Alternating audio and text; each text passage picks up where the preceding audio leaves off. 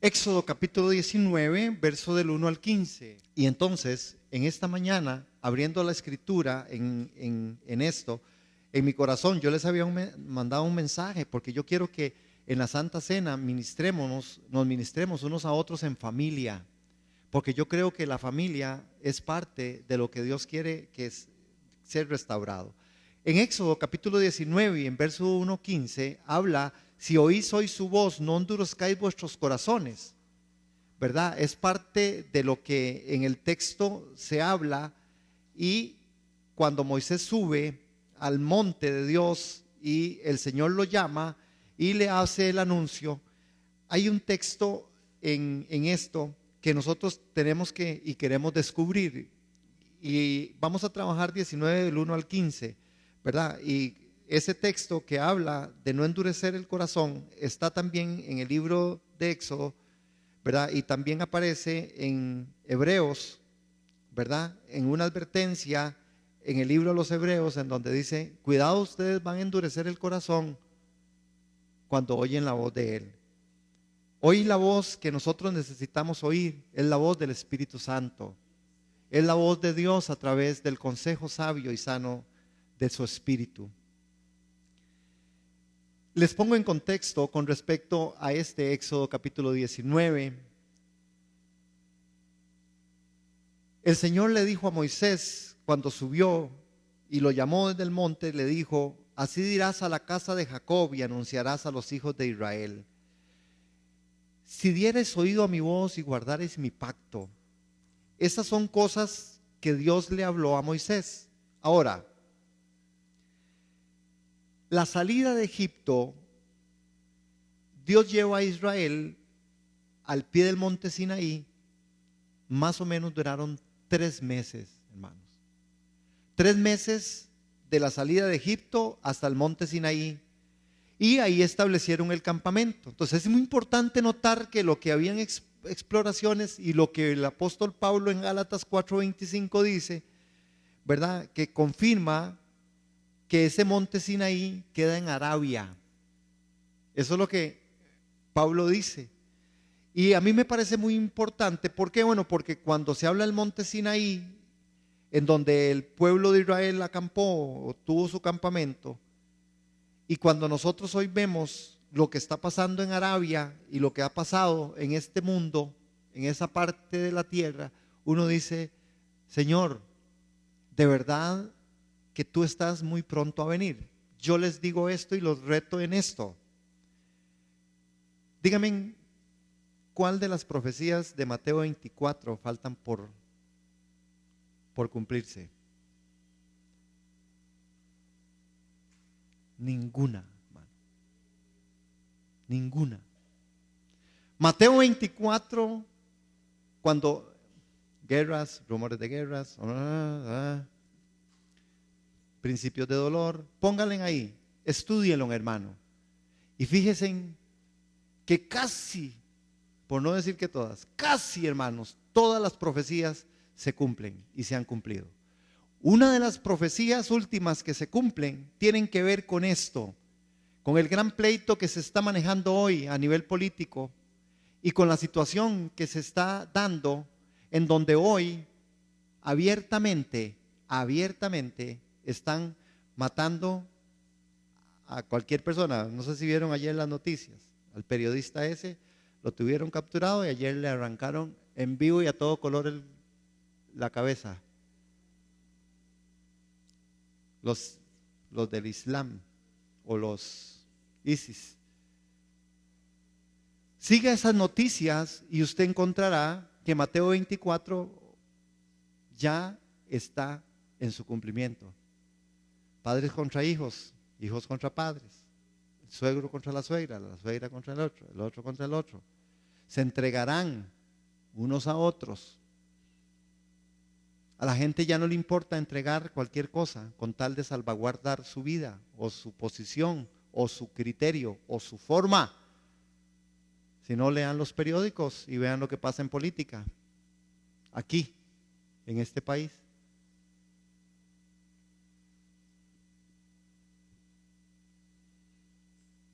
La economía va a zumbir y va Hay de aquellos que están pensando en la economía. Hay de aquellos que vivan sobre esto, porque no tienen esperanza. Pero nosotros, los que estamos aquí, los que hemos sido llamados por Dios, los que hemos sido llamados a su sacerdocio, nosotros sí tenemos esperanza. Y más bien debiéramos de gozarnos y alegrarnos por el cumplimiento de Mateo capítulo 24. No es el tema, pero no importa. Cuando nosotros vemos en 2:6, si dieres oído la voz que guardaras mi pacto, vemos, hermanos, en este apartado, en este espacio, dos aspectos: oír la voz y guardar el pacto. Dos cosas que el Señor pide. Cuando Moisés llega a Refidim por orden de Dios, porque ¿quién es el que le dice que vaya a Refidim? ¿Quién es el que le dice que vaya a Refidim? ¿Quién le dice a Moisés que vaya a Refidim? Vamos, hermanos, ¿quién dice? Dios. ¿Quién le dijo a usted que usted viniera a sus brazos? ¿Quién es el que le ordena a usted todo?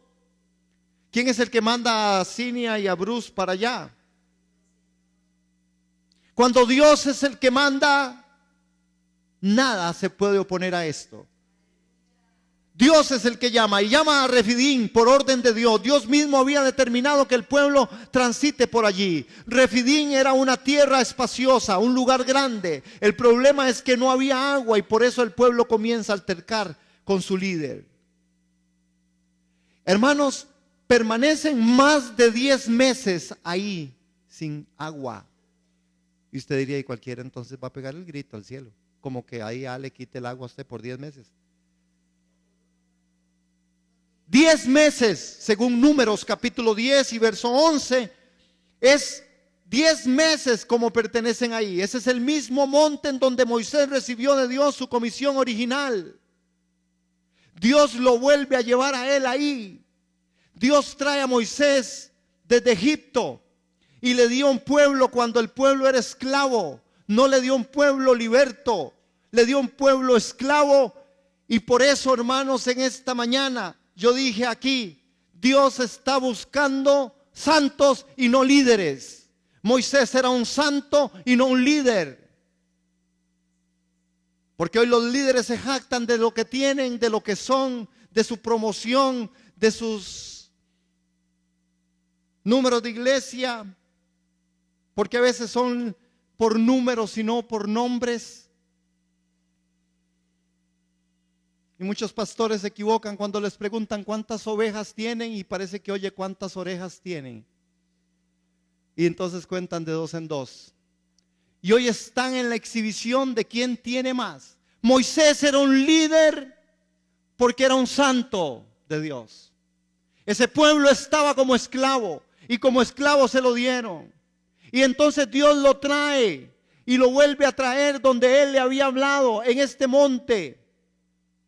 En ese relato fue identificado como Horeb, monte de Dios, pero Horeb y Sinaí son nombres diferentes para el mismo monte.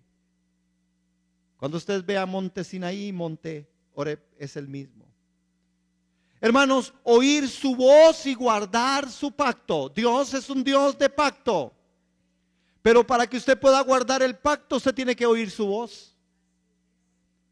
¿En qué guardar el pacto? ¿Cuál es el pacto que hoy aquí a nosotros nos congrega? Es el pacto hecho en la sangre del Cordero. Es Santa Cena. Es el pacto que Él hizo, el Hijo con el Padre, para redimirnos de toda la maldición y hacernos a nosotros vencedores en Cristo Jesús. No se confunda, amado y amada hermana. Usted tiene que nacer de nuevo del Espíritu y del agua. Porque hay mucha gente en la iglesia, pero no todo el mundo quiere desgastarse en la iglesia. Hay mucha gente queriendo amar a Dios, pero no quieren dar su vida por Dios. Es muy fácil caminar de un lado a otro. Moisés supo lo que fue la presión de su equipo, de su grupo, de su pueblo. Y ahí en Horeb, él oyó su voz y guardó el pacto. Y Moisés, cuando sube a ese monte otra vez a hablar con Dios, Dios le habla y le dice: Moisés, vaya y sube este monte y usted se va a encontrar aquí con este pueblo y usted le va a decir a este pueblo las cosas que yo quiero que ellos hagan. Qué importante es oír la voz de Dios. ¿Saben por qué, hermano? Porque si usted oye la voz de Dios, usted sabe quién es usted y para dónde va, cómo se llama y cómo le dicen. Y cuando la gente viene y le dice a usted algo, usted sabe quién es usted. Y entonces usted puede decir, no está hablando de mí. Es que usted no es conmigo. Es que la economía, es que el aspecto de la tierra, es que la situación mundial, es que el caos, es que la crisis. Y usted dice, no es conmigo. No es conmigo. Porque su simiente no mendigará pan. Tal vez no pueda tener el carro del año, pero estoy seguro que el arroz y los frijoles no nos va a faltar. Sí, tal vez ya no tenga las mismas condiciones, pero tal vez no pueda sacar vacaciones más que una vez cada 5 años, pero no importa, Bruce y Cinia, cada 5 años le dan vacaciones. Es un buen régimen, lo vamos a poner aquí. Pero hermanos, si oímos la voz, por supuesto que podemos guardar el pacto. El pacto de sangre, usted lo guarda, yo lo guardo. ¿Cómo guardamos el pacto de sangre? Muy fácil, oyendo la voz de Dios. Hay que discernir el cuerpo de Cristo. Discernir el cuerpo de Cristo tiene que ver con que yo entiendo que mi hermano y mi hermana son parte de lo que yo soy, que lo que yo hago se afecta a mi hermano y a mi hermana.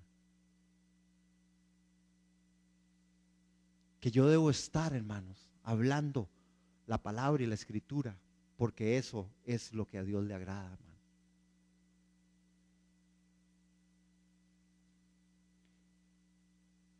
Sigue diciendo ese texto en el verso 4. Estoy en el verso 4 ahorita. Vosotros viste lo que hice a los egipcios. Ustedes vieron lo que yo le hice a los egipcios, les dice. Hermanos, esto se refiere a las 10 plagas que Jehová trajo sobre los egipcios y el ejército de egipcio, o el ejército egipcio, ahogándose en el mar. Las plagas convencieron a Faraón de dejar salir a los israelitas de Egipto y el ejército de Faraón, ahogándose, impidió que los israelitas fueran capturados de nuevo. Estas dos historias son dos historias de la salvación, hermanos, como lo que hoy estamos nosotros haciendo aquí. Santa Cena es un asunto de salvación. Hermanos, y el Señor les dice, yo a ustedes los tomé como sobre alas de águilas y los he traído a mí. Es lo que dice en el verso 4, ¿verdad? Estamos ahí, están conmigo en el verso 4 de capítulo 19. Sí, hermanos, sí están ahí con la Biblia. Vamos, con las Biblias en mano, hermanos. Si no, se las tienen que saber, porque si no, ¿cómo hacemos? Palabra es viva. ¿Vieron ese grano de mostaza ahí? Ahí está, hermano. Eso es lo que la Escritura hace, decirnos a nosotros cosas que usted ni sabe, ni cree, pero por el Espíritu y la palabra vienen a converger. Por eso la palabra hay que leerla, hay que estudiarla, hermano. Por eso vengan los martes. Muy pocos vienen, pero vengan.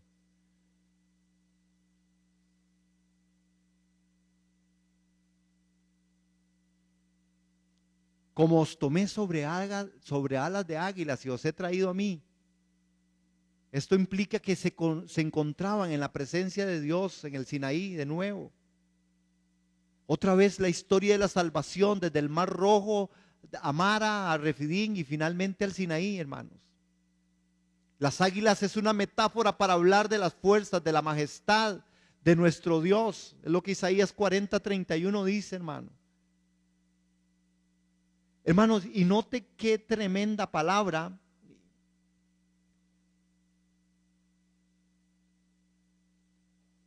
Cuando la promesa de Dios viene y en esa promesa Dios dice cosas de este calibre. Yo no sé si usted ha leído eso, pero yo le voy a permitir que usted lea el verso 5. Léalo a voz en cuello, todos los que la tengan ahí al contar 3, los que tengan Biblia, no importa. 1, 2, 3, el verso 5, 1, 2, 3.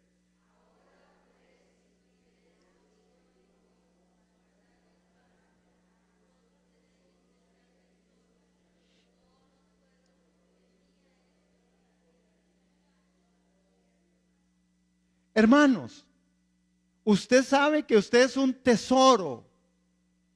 Pero si usted oye la voz, si usted sabe, si usted no sabe que usted es un tesoro, usted se siente peor que un grado bajo.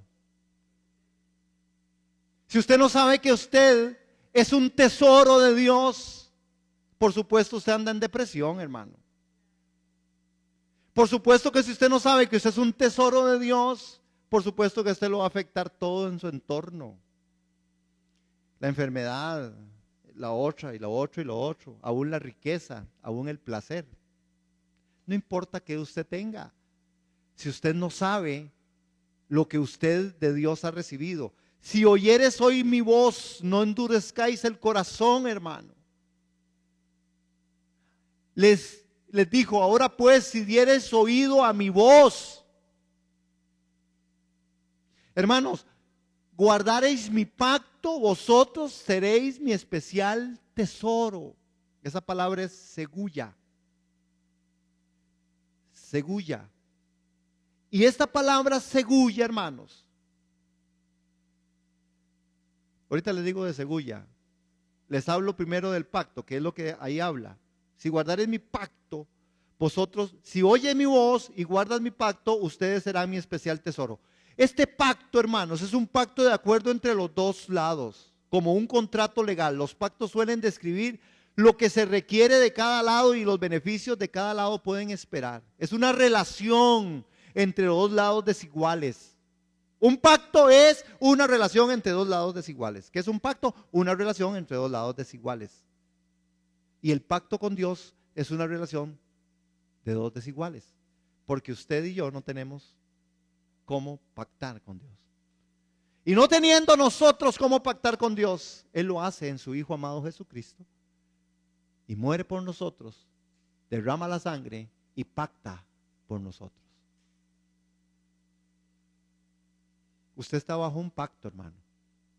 Pero usted sabe que si usted está bajo un pacto, usted también es responsable de todas las cosas que en ese pacto se dicen. Amén.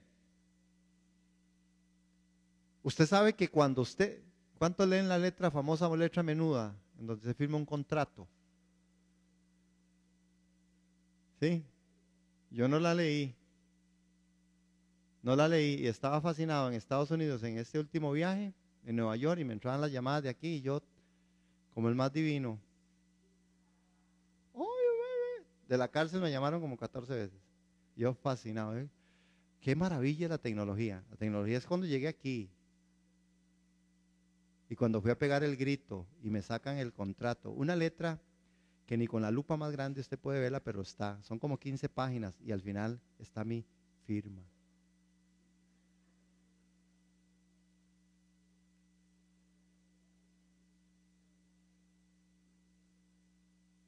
¿Ha leído usted el contrato que usted hizo con Dios? ¿Ha leído usted el contrato que usted hizo con Dios un día cuando le dijo, Señor, yo lo acepto como mi único y suficiente Salvador? ¿Ha leído usted? Porque ahí no hay trampa. No hay trampa. No hay trampa porque nuestro Dios no es un Dios tramposo. Pero ese pacto celebrado entre usted y yo y Él, dice que nosotros somos sus hijos. Dice que usted viene para adorarle, que usted está para servirle, que Él dio su vida por usted, pero que usted tiene que estar dispuesto a dar la vida por los demás. Ese pacto no se rompe, está sellado con sangre.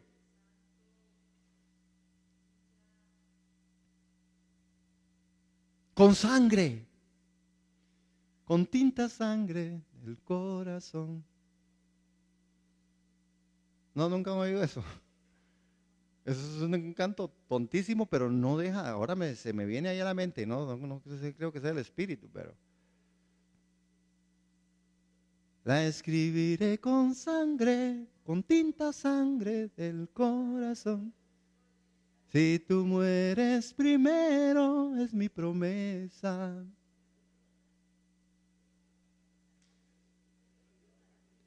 Eso fue lo que nosotros hicimos con Jesús. Eso fue lo que Jesús hizo con nosotros. A través de la sangre del Cordero, a través de la obra preciosa de Cristo, Él dijo: yo los redimo de toda maldición y del diablo, los redimo de la maldición de la muerte, yo los redimo para que ustedes sean un grupo de personas santas, para que caminen en santidad, para que caminen en el poder del Espíritu, para que caminen dando mucho fruto, para que la gloria mía, la que tuve con mi Padre, la que yo les di, yo se las doy a ustedes. Padre, la gloria que me diste es la gloria que yo les doy. Sí, hay una gloria que Dios le dio a usted. Y la gloria de Dios está aquí, porque está repartida en el cuerpo. La gloria de Dios es el cuerpo de Cristo, hermano. Él pagó el precio. Él pactó con el Padre y le dijo: Padre, yo por ellos, con tinta sangre del corazón. Hermanos, pero la letra menuda se nos olvida a veces. Él les dice: ustedes van a ser un especial tesoro, hermanos. Hermanos, el especial tesoro de Dios. Esta palabra, la palabra segulla, se refiere al tesoro personal del rey.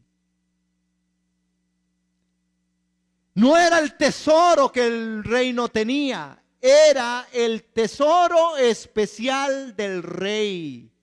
Los reyes conquistaban y tenían todos los tesoros, pero había una parte del tesoro que era el tesoro del rey.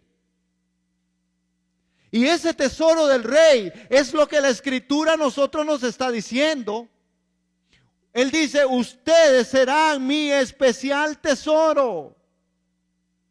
El Señor dice para Israel: mi segulla sobre todos los pueblos, mi especial tesoro sobre todos los pueblos. Note que hay una palabra profética en esto, en donde Él no descarta ningún reino, a nadie de la tierra descarta, pero Él dice: ustedes sobre todos los reinos, ustedes serán mi especial tesoro, mi segulla. El Nuevo Testamento hace un registro en donde Jesús de Nazaret, en donde los días que Él caminó, en donde hace la oración sacerdotal, en donde en Juan capítulo 17, Él habla de esto, hermanos. Él habla de permanecer en la vid. Él habla de permanecer en Él. Él habla de que lo que Él les dio nunca a nadie, no se perderá ni uno solo, porque son, y ahí es una palabra segulla, un especial tesoro. Nosotros somos un especial tesoro del Rey. Usted no es cualquier cosa. Usted es un especial tesoro del Rey. Usted y yo no somos ningún vástago. Usted y yo no importa si la gente te trata mal, si te insultan, si te maltratan, que me insulten, que me maltraten. Sé quién soy. El problema de la iglesia es que no sabe quién es. Por las acciones que muchas veces la iglesia hace. Dice uno: pero entonces no sabemos quiénes somos. Es que me despreció. ¿Quién lo despreció? El rey. No, aquella mujer. Chau, chau, María. Es que aunque tu padre y tu madre te dejaran con todo, Él te recogerá. No tiene ni dónde dormir usted. Vaya a los regazos del Cordero. Ay, me menosprecian, me quitan. ¿Y quién te quita? Si Dios es Dios, si Él es tu Padre. Pero caminas en la dignidad del Hijo. Caminamos en la dignidad del Hijo. Caminamos siendo lo suficientemente santos. Caminamos haciendo la obra del ministerio. Caminamos en la palabra revelada. Caminamos en el desgaste. Hermano, ¿sabe cuánto es lo que sirve? El 15% es la gente que sirve a Cristo en la iglesia. El 75%, 85% no hacen más que sentarse.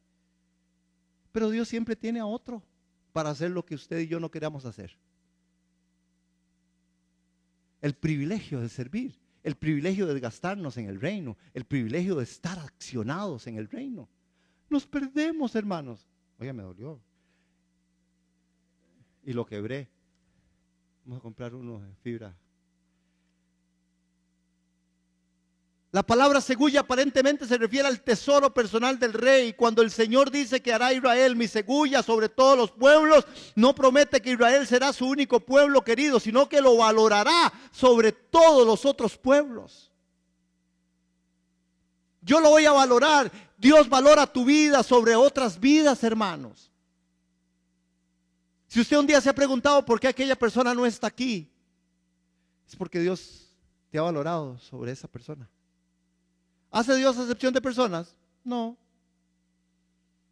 Pero Dios es omnisciente, omnipresente.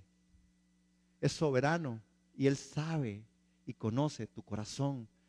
Si usted está aquí en esta mañana es porque tu corazón está afinado a la voluntad de Dios. Es que este pastor no sabe, no tiene discernimiento. Claro que tengo discernimiento en el nombre de Jesús por el Espíritu Santo y para la gloria suya. Aquí hay un poco de gente que tampoco está tan metida y tiene que buscar intimidad con Dios, porque si no, usted se va a ir para el fondo, hermano.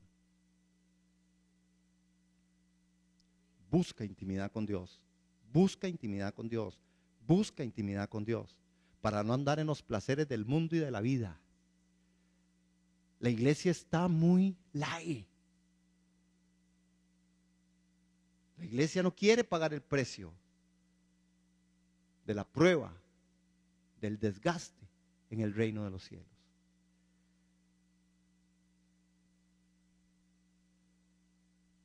A mí me hace mucha gracia porque hay alguna gente que conozco y me encuentro en el camino por siglos. Entonces siempre me preguntan lo mismo. ¿Y usted sigue siendo pastor?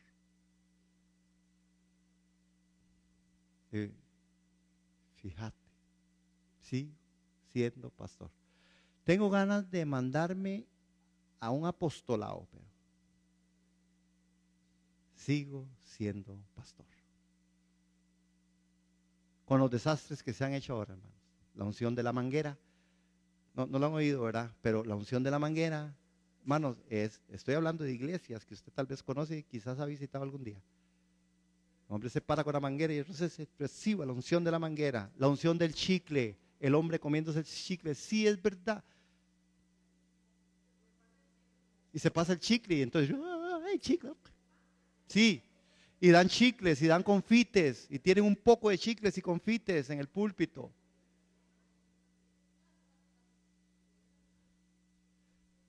Aquí tenemos la unción de la palabra. Aquí en esta iglesia tenemos una unción de las escrituras, una revelación de la palabra por la gracia y misericordia de Dios. Y yo quiero que ustedes la quieran, hermano. Yo oro para que ustedes la quieran y la vivan y la disfrutemos, porque esto es vida y paz en el Espíritu. Ustedes son un especial tesoro, hermanos. ¿Para qué, hermanos? Noten esto, noten lo que sigue diciendo, ahí en el verso 6. Para que sean un reino de sacerdotes y gente santa, y vosotros seréis mi reino de sacerdotes y gente santa, Kadosh. Ustedes son para ser sacerdotes santos. ¿Para qué un reino de sacerdotes? Para servir a las necesidades religiosas de otras naciones, en el caso de Israel. Para ejemplificar una vida santa, para testificar de la gloria de Dios y su majestad y su fuerza, para traer a la gente de otras naciones a la salvación de Dios.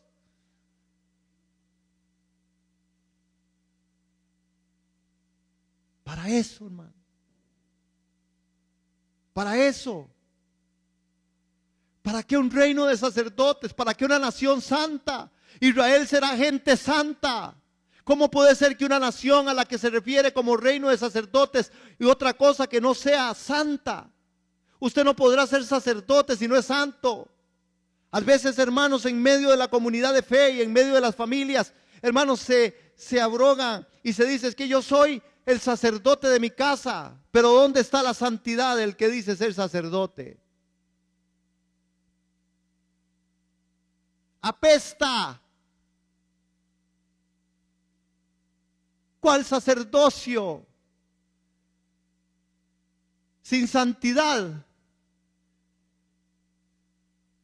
Necesitamos buscar esa santidad ya delegada de por sí por Dios. Sean santos porque yo soy santo. Le dice Israel, ustedes serán un grupo de gente santa.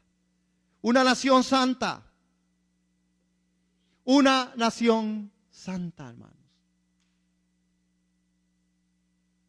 Una nación de reyes y sacerdotes. Una nación que estuviera de acuerdo al corazón del pacto de Dios.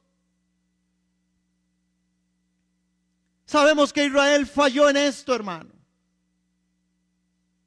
En lo único que no falló fue en el ritual. Porque los rituales y la religiosidad a nosotros hasta el día de hoy no nos cuesta tanto. Aló, perdón o ay de mí. ¿Usted cree en Dios? Créale por lo que Él dice. Tienes que creerle por lo que Él hace. Podrías caer en el engaño, porque hasta los demonios creen y tiemblan cuando ven algo. Usted tiene que ver para creer. Las filas de Tomás. Tomás fue uno que se quedó por fuera por no estar en el lugar y a la hora, por no oír la voz y no seguir el pacto. Vean qué terrible lo que le pasa a Tomás. No está en el texto, pero vean lo que le pasa. Le dicen, Tomás, todos los cuates diríamos,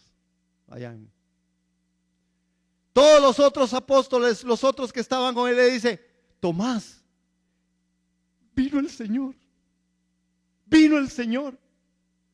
Inmediatamente Tomás dice, como no estaba, andaba en otras. Hasta que yo no lo vea y no meta el dedo en su costado, yo no creo. Y no vea las marcas de su mano, Nel, pastel. ¿Y qué pasó, hermanos? Después de eso, por no estar a la hora y en el lugar adecuado,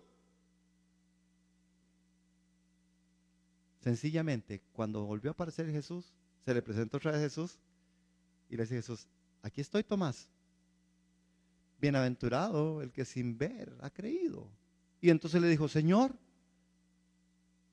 si yo no meto la mano, entonces Jesús le dice, venga acá, venga, meta el dedito aquí y meta el dedito aquí, papito, métalo para que vea. ¿Qué relata el texto después de Tomás? ¿Ah? Diga, hermana. ¿Ah? Jesús le receta la bienaventuranza como una exhortación y le dice, de Tomás, dichosos los que sin ver creen. Pero ¿cómo nos acompaña el Espíritu de Tomás? Señor, yo sé que, entonces oramos así, yo sé que Señor, usted va a hacer un milagro ahí. Entonces al rato, hermano, ¿y qué? ¿Cómo está la situación? No sé, pero estamos orando, hermano, estamos orando. ¿Y por qué está orando? Y por un milagro, pero ya no por el milagro. Lo que la gente no dice es que no lo estoy viendo y como no lo veo, no lo creo. Yo creo en lo que Dios está haciendo y va a hacer en la iglesia en los últimos tiempos. Jesús viene, Jesucristo viene y pronto, y muy pronto, y muy pronto, y el amor de muchos se enfriará. Y lo que tenemos hoy en la iglesia es una mezcolanza de un poco de gente que no quiere y no ama desgastarse en la vida del reino. No quieren buscar la santidad. Cualquier cosa es una excusa para quedar, para no estar, para no ir, para no hacer. Desafiamos a Dios porque cuando oímos su voz no le hacemos caso. Eso es un desafío, hermanos, a Dios. Pero hoy estamos en un tiempo en donde, vean los versículos 7 y 8, voy a tener que cerrar ahí para hacer Santa Cena. Lo que Jehová ha dicho, perdón, haremos. Esa nación dijo, cuando Moisés vino y llamó a los ancianos del pueblo y propuso en presencia de ellos todas estas palabras que Jehová le había mandado, y todo el pueblo respondió a una y dijeron, todo lo que Jehová ha dicho haremos. Y Moisés refirió las palabras del pueblo a Jehová, hermanos, en una aceptación formal de los términos del pacto que el Señor determinó en el versículo 5 y 6. De todos modos, como veremos, los israelitas mantendrán su parte del pacto de manera esporádica e imperfecta. Inmediatamente Dios va y les dice, ahora sí, Moisés, ve al pueblo, conságralos. Israel se prepara para una manifestación de la presencia de Dios. Si oímos hoy su voz, no endurezcamos nuestros corazones, hermano. Le dice, vaya y lo santifica. El Señor le dijo a Moisés, he aquí vendré a ti de una densa nube para que el pueblo oiga cuando yo hable contigo y también te crean para siempre. Y Moisés comunicó al pueblo las palabras del Señor, y el Señor dijo también a Moisés, ve al pueblo, conságralos. Al tercer día el Señor descenderá a la vista de todo el pueblo sobre el monte Sinaí, pondrá límites alrededor para que el pueblo, los límites, le dice Moisés, le pondré límites a este pueblo para que el pueblo no los traspase. Y solo quiero detenerme un poquito en esto. Ya se fue, que no le gustó. Los linderos, el límite. Cuidado, nosotros como su pueblo traspasamos los linderos de Dios. Cuidado, estamos traspasando los límites que Dios nos ha trazado. Sin santidad nadie verá al Señor. Misericordia quiero. Y otros muchos términos que nosotros debiéramos de practicar. Orad sin cesar. Den, Dios ama al dador alegre. No dejen de congregarse. Cuidado, estamos pasando los límites. Que nuestra vestidura sea una vestidura honorable. Cuidado, muchachos y muchachas, jóvenes y gente en general, en descuidar nuestras formas de vestir. Hay un descuido muchas veces, hermanos, y tenemos que tener cuidado. No es un asunto de legalismo, es un asunto solamente de que tenemos que caminar sabiendo que vivimos bajo un Dios que es poderoso y santo. El cuidado del vestir es un aspecto interno más que externo. Porque las mujeres se pondrán pantalón y vestido y enagua, y los hombres pantalón y camisita. El asunto es lo interno de tu vestir, la motivación de tu corazón. No estamos hablando de que tienes que ponerte un enagua, una blusa, una camisa, un suéter, no. Estoy diciendo del vestir. ¿Por qué me visto como me visto? ¿Por qué salgo como salgo? ¿Por qué camino como camino? ¿Por qué hago lo que hago? Mi motivación interna. ¿Sí me di a entender? Los límites, los linderos de Dios, no debemos traspasarlo. Y voy a brincarme otro poco de cosas ahí, porque están muy buenas, pero después les hablo. Y quiero caer ahí.